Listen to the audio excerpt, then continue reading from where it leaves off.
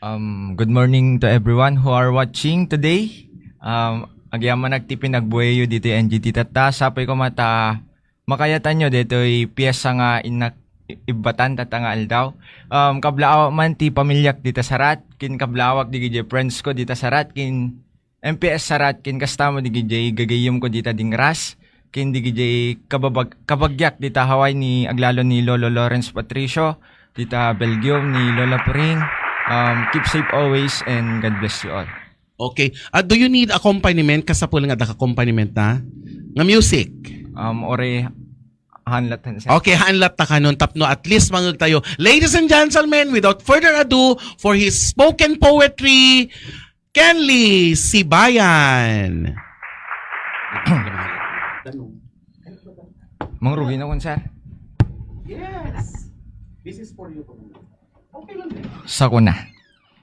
Ang mundo na dati ay tahimik ay biglang binulaga ng bulalakaw na nagbabaga. Kaya naman ang dating mapayapa ay unti-unti nang namamayapa. Ang mga kabataang inaakalang magbibigay ng progreso sa bansa ay unti-unti nang nagiging kaawa-awa ng dahil sa lindol na humihiwa sa tamang daan papunta sa inaasam-asam nating ginhawa. Nakakasawa, nakakatawa.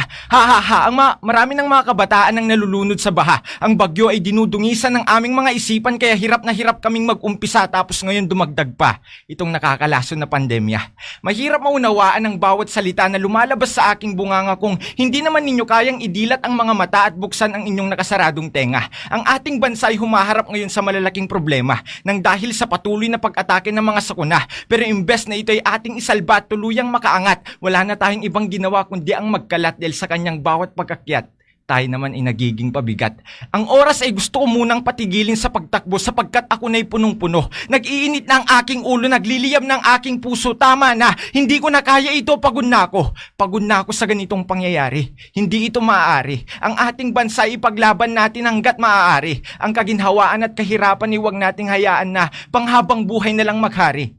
Ang bulalakaw na tinutukoy ko kanina ay ang bato. Ang ilegal na droga na nagdudulot ng kaguluhan sa ating bansa. Itapon natin ito sa basura. Huwag nating hayaan na ang droga ay gawin tayong basura. Tandaan ninyo, hindi tayo patapon. Meron tayong pag-iisip na maayos. Wala tayong problema na hindi kayang maayos. Ang buhay ay dapat sinusulit, hindi agad-agad tinatapos. Kaya sa droga ay wag kang magpapagapos. Ang lindol ay ang mga komunistang grupo na bumibiyak sa tamang daan kaya maraming nahuhulog sa maling proseso. Hinihikayat nila tayong lumiko, binubulag at inuuto, nagbibitaw ng mga pahayag na hindi naman totoo. Babagsakin ng Pangulo, tanggalin ito sa trono. Walang silbi ang gobyerno, hilahin lahat ng nasa pwesto. Nakakabingi, nakakairita, nakakaloko, nakakatanga, nakakabobo, isipin ninyo. Gustong gusto daw nila ng pagbabago pero ang mga tulad naman nila ay pare-parehong sira ang mga ulo. Ang baha, bagyo at pandemya ay sila pa rin. Pinipilit nila tayong lunurin, tangayin at lasunin para lang kanilang gamitin. Ang ating kinabukasan ay huwag nating sirain, dapat natin itong isipin.